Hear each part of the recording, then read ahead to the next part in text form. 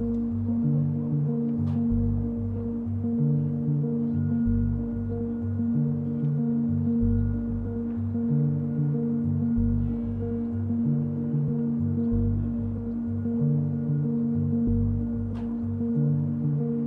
y a autour de ce bâtiment, qu'on ne voit pas d'abord, il y a un environnement qui est ce qu'il est. Fin du XXe siècle et une merveille de villa du XIXe, ou même d'avant.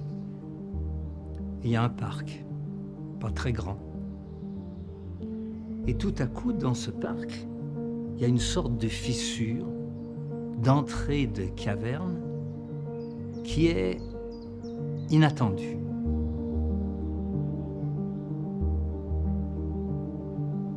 On arrive de la rue, on voit deux grosses coulées faites de pierres naturelles qui nous renvoient à la nature du parc, puis une grosse poutraison de béton armé, et petit à petit, c'est un parcours initiatique, non? On est initié vers un monde qui est complètement différent et qui est sous la terre. Et qui est sous la terre.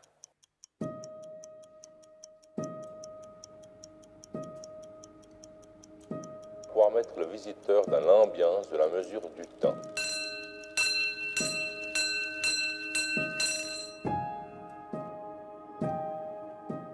On s'aperçoit en entrant qu'il n'y a pas vraiment une frontière entre un intérieur et un extérieur, mais une sorte d'amener où la lumière change et on se retrouve dans un espace qui est presque plus généreux à l'intérieur qu'il ne l'est à l'extérieur.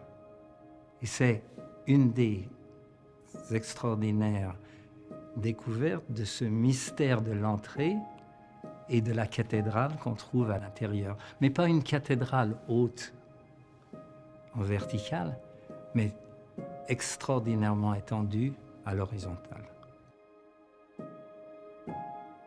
On rentre dans un temple.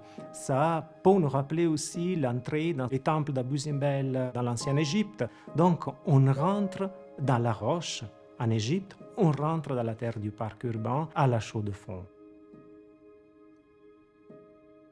Une fois qu'on est à l'intérieur, il y a des poches latérales qui se développent parce qu'à l'intérieur de la Terre, l'architecture peut se développer de cette manière-là, comme les grottes naturelles. Les grottes naturelles ne sont pas seulement droites ou orthogonales. Elles se développent comme des poches à gauche et à droite. Et c'est là où il y a une idée extraordinaire de Tzoli, c'est de le faire un peu comme un bâtiment industriel. Si on regarde les grandes portées qui sont comme un espace d'une très grande générosité, un espace de cathédrale, mais à la fois un espace directionnel. C'est-à-dire qu'il y a cette très grande intelligence que la structure, au lieu d'être perpendiculaire à la marche du visiteur, elle est parallèle à cette marche et donne un sens de profondeur exceptionnel.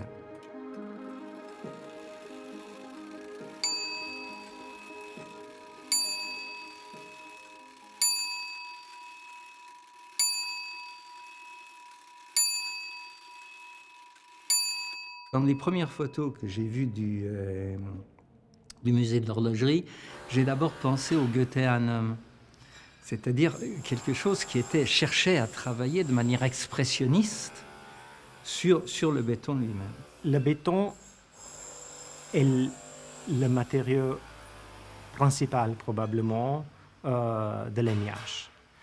Et après, il y a encore un projet dans le projet, le coffrage. Quel coffrage puis-je utiliser? Des planchettes de bois? Est-ce que ça a du sens de laisser la trace du bois sur la surface du béton dans une région où le bois est tellement présent dans l'imaginaire collectif? Probablement oui. Le Corbusier a commencé très tôt à faire des raisonnements autour de ce béton et du rendu esthétique du béton.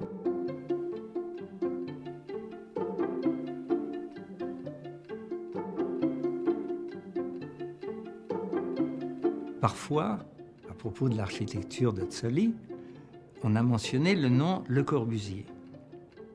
Mais Le Corbusier ne s'intéresse pas tellement au contexte. Il a une autre vue de la société.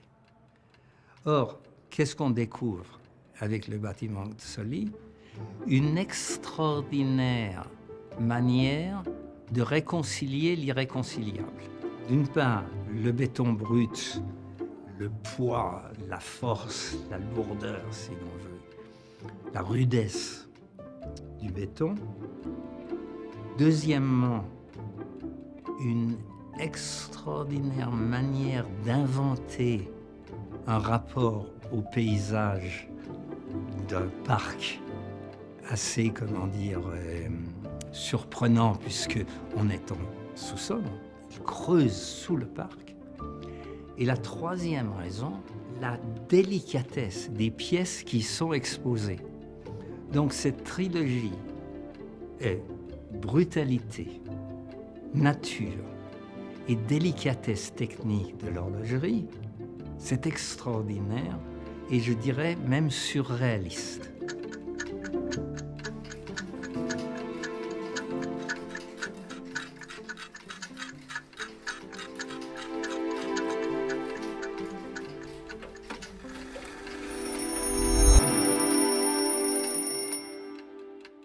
L'homme et le temps, c'est le titre de l'exposition principale depuis l'origine de ce musée. Donc ça veut dire qu'on expose à la fois des montres, des horloges, des valeurs, mais cette collection d'objets ne s'arrête pas là. L'objectif ne s'arrête pas là.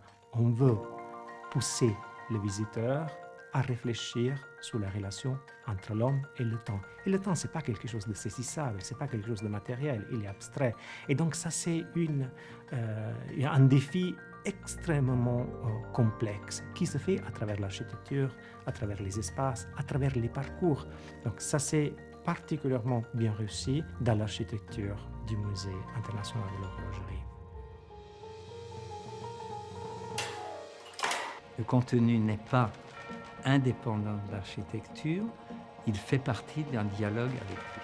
La manière dont le visiteur est orienté à l'intérieur de ces grandes nefs industrielles, elle est donnée par l'emplacement des différents objets qui est fait avec très grande intelligence parce qu'elle nous donne l'impression de se promener dans la foule.